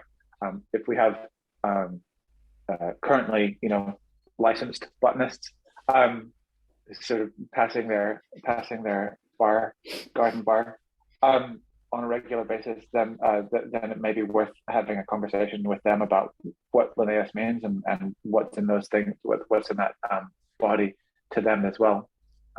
Yeah. I think that's all perfect for early pilot work. But I think if we're going to just stick it on Vince Head and on maybe somebody at the Linnaean Society said, it can be complete fakery. All we're trying to show is potential visualization and interaction.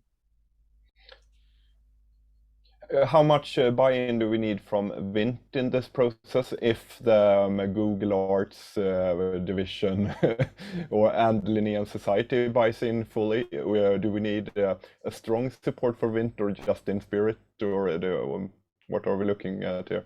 Vint has a strong support in us in general, and Vint is kind of a role model in this sense that it can also be used to persuade others, like the Linnaean Society itself.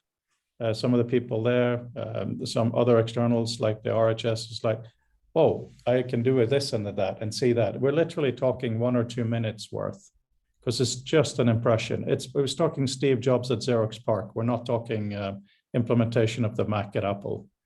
You know, he misunderstood a lot of stuff, thought it was done, that it wasn't. That's what we're talking about. They can see this and think everything is clickable, but no, everything is the same. Doesn't matter. I have to run family obligations. Do you guys want to keep the conversation going a bit, or should we wait till Monday? Or It's okay for me. okay, but outside of this, we're all here on the Twitter discussion. So shall we just, if there's anything to talk about this, we do Twitter, the Twitter group thingy. Sure. Mark, you're there too now, right? Yeah, excellent. Yeah. I'm reading. Yeah. Okay, well, have a good weekend. It's fun to have this specifically focused enthusiasm. So it helps with a lot of things. All right. I really appreciate your putting the effort into this, Frode. I think it's a really awesome thing, and I'm glad that it seems like you were able to take your frustration with that sort of commentary and put it into such a fabulously productive use. Yeah, absolutely. I fully agree, Frode. And when I came into this, I thought, oh no, not another Egyptian thing here. But then you had your hand sketch, or your handmade sketches, and the actual subject matter leans. I really like it. I was skeptical the first 15 minutes, but I'm more and more convinced this is more tangible than ever, and actually very fun project. Wonderful. Got to run. Love you all.